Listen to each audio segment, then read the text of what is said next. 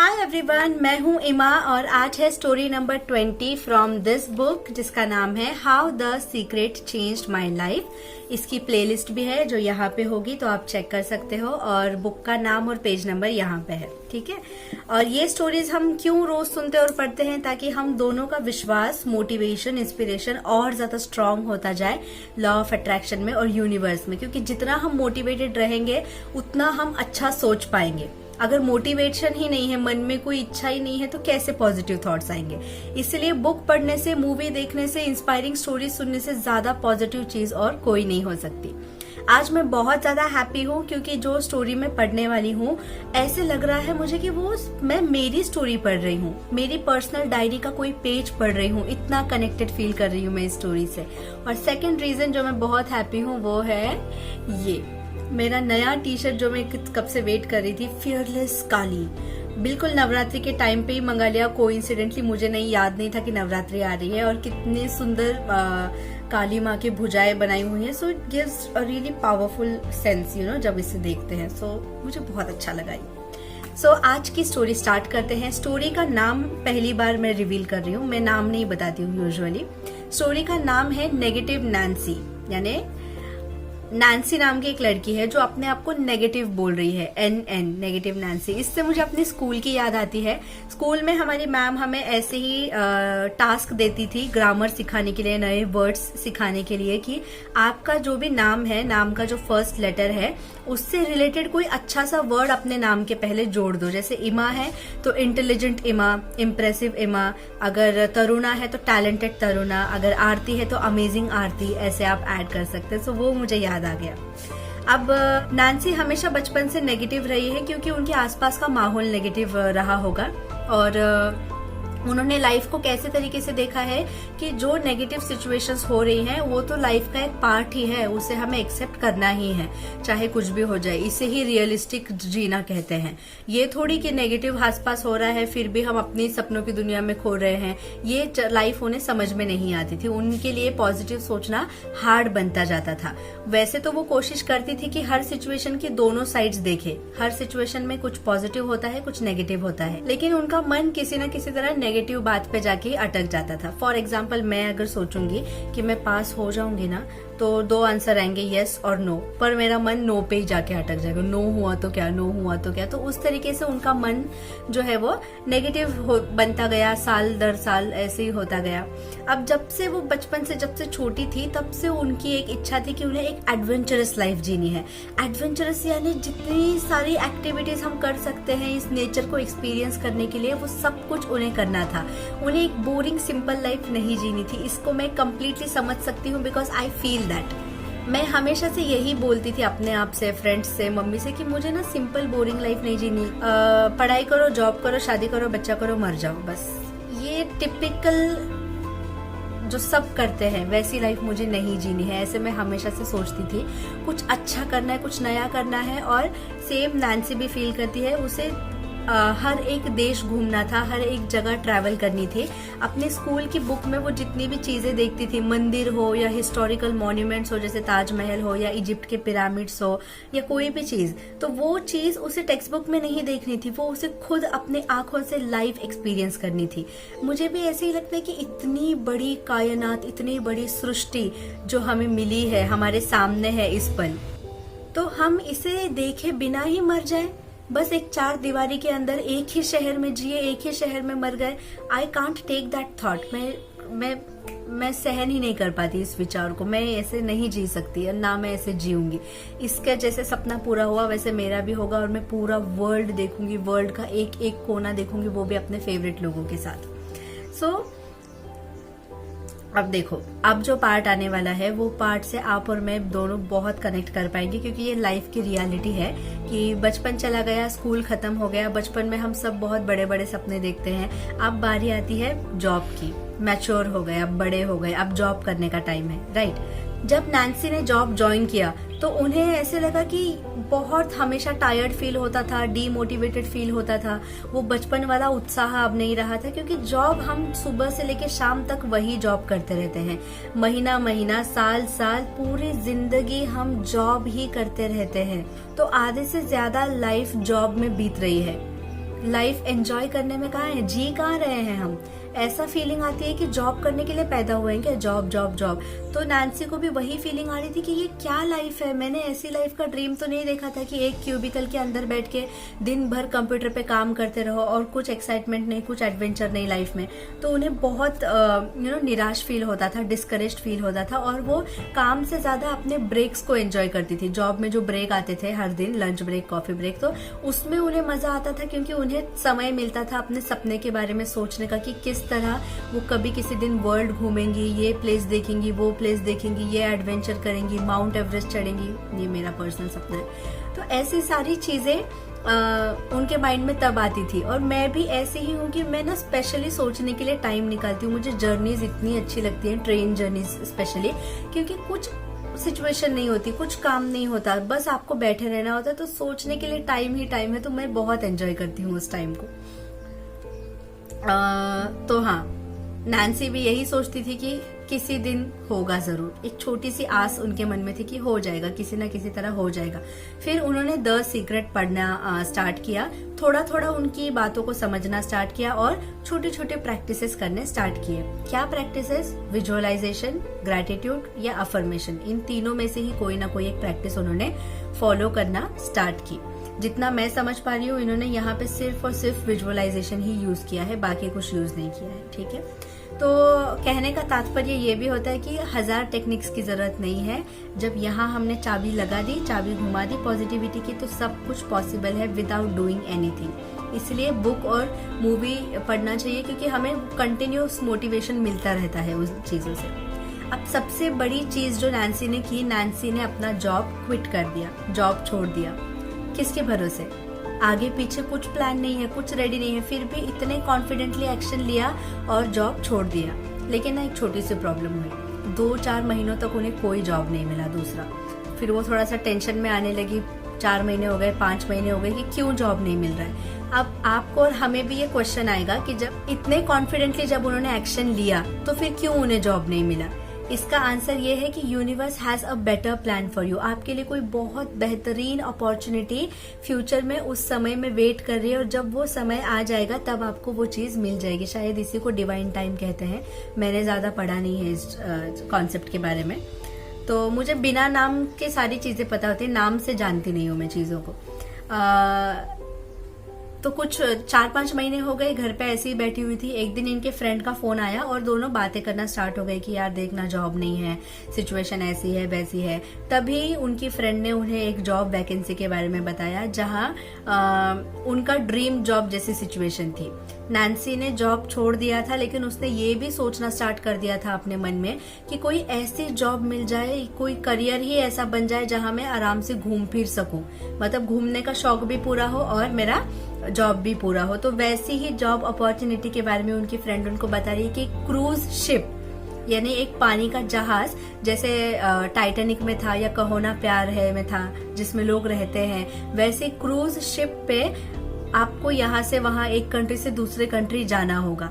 ठीक है, और उस शिप के अंदर आपको एक बिजनेस सेटअप करना होगा कि एक बहुत ही क्लासी और हाई लेवल का ज्वेलरी ब्रांड है गहनों का, वो आपको ज्वेलरी बेचनी होगी अंदर। तो ये इनके लिए ड्रीम जॉब था और सामने से चल के अपॉर्चुनिटी आई। बस थोड़ा सा पेशेंस और थोड़ी सी पॉजिटिविटी, सब कुछ पॉसिबल है। और 1 महीने बाद वो अपने क्रूज शिप पे चली गई अपने जॉब करने के लिए। और जो चीज करने के लिए लोग पैसे देते हैं, लाखों रुपए देते हैं क्रूज पे वैकेशन मनाने के लिए, वहां पे रहने के लिए, वो ये फ्री में कर रही है क्योंकि जॉब ही वो है उनका।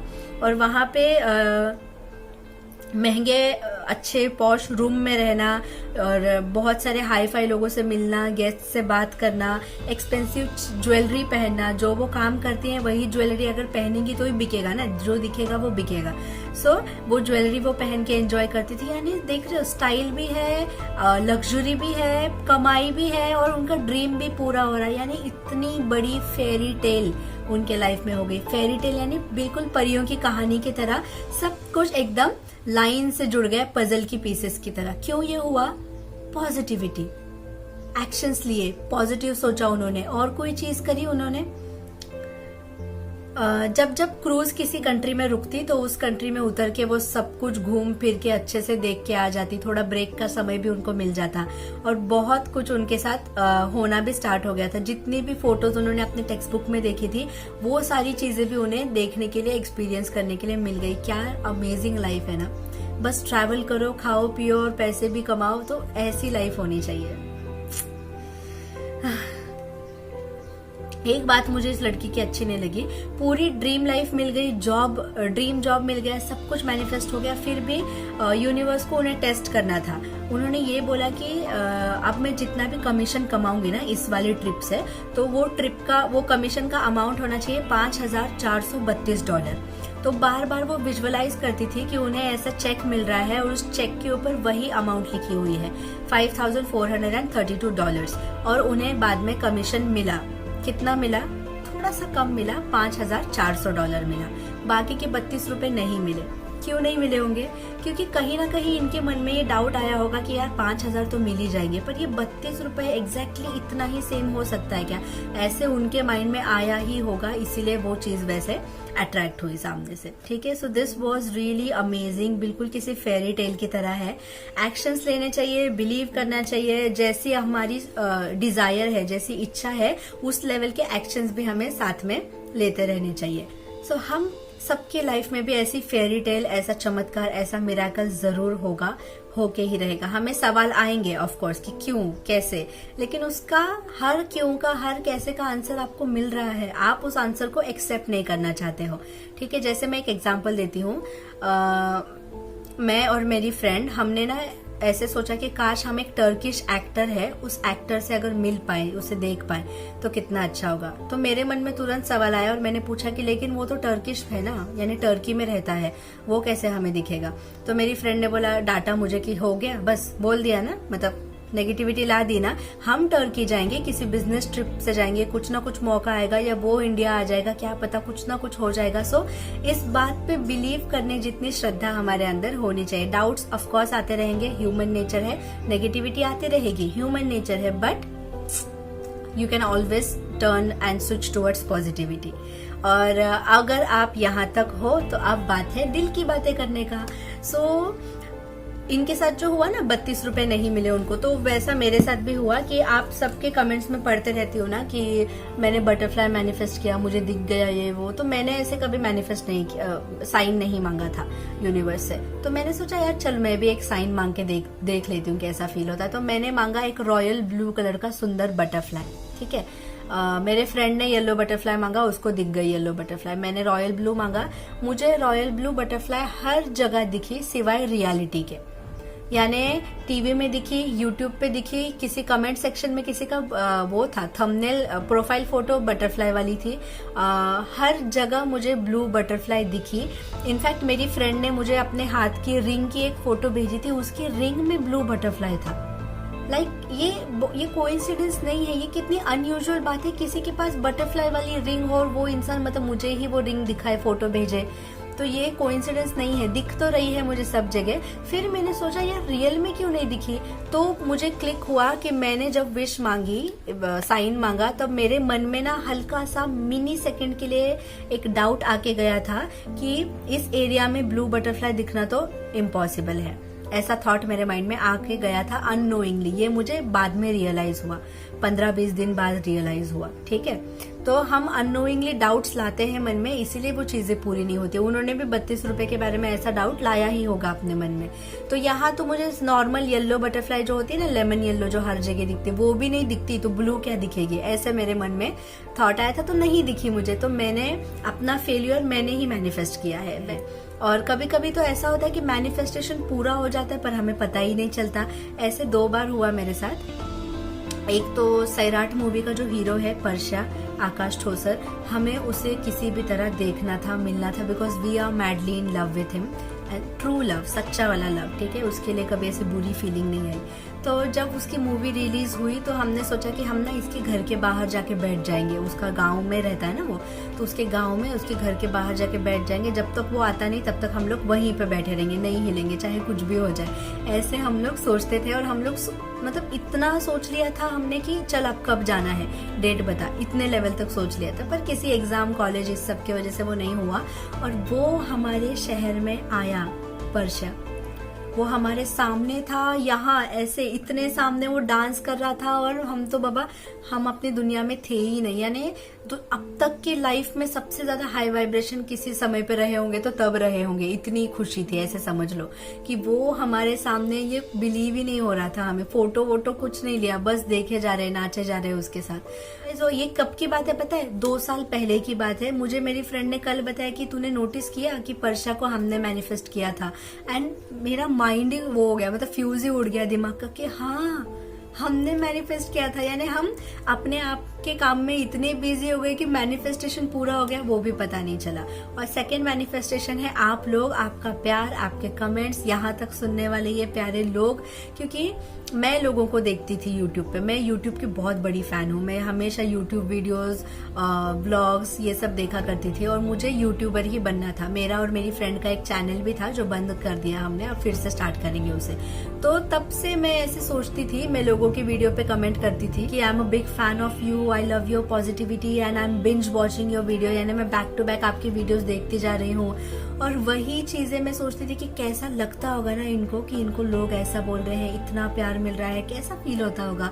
And universe gave me the opportunity to feel that. यहाँ पे मैंने व्हाट इफ टेक्निक यूज की अनजाने में, कैसा लगेगा ना ऐसे लोग बोल रहे। और मुझे हर रोज ऐसे कमेंट्स आते हैं कि अभी 2:30 बज रहे और मैं आपकी वीडियोस देखता जा रहा हूँ कंटिन्यू, या फिर मैं 7-8 बार आपकी वीडियो, हर एक वीडियो सुनता हूँ। And I literally get shocked. मुझे समझ ही नहीं आता कि मैं क्या बोलूँ, मैं बस थैंक यू बोल देती हूँ। मुझे मतलब थैंक यू बोल दिया, इसका मतलब ये नहीं कि मैं फील नहीं करती, इतना फीलिंग होती है कि मुझे शब्द नहीं मिलते कि ये मेरे साथ हो रहा है अब सच में। और मेरे को रियलिटी है या भ्रम है या क्या चल रहा है वो ये मैं समझ नहीं पाती हूँ। मैंने एब्जॉर्ब ही नहीं कर पाई हूँ ये सबको अब तक जो भी हो रहा है मेरे साथ। और मुझे अपने आप को यूट्यूबर बुलाने में भी हिचकिचाहट होती है क्योंकि it feels so unreal types है, रियल है फिर भी।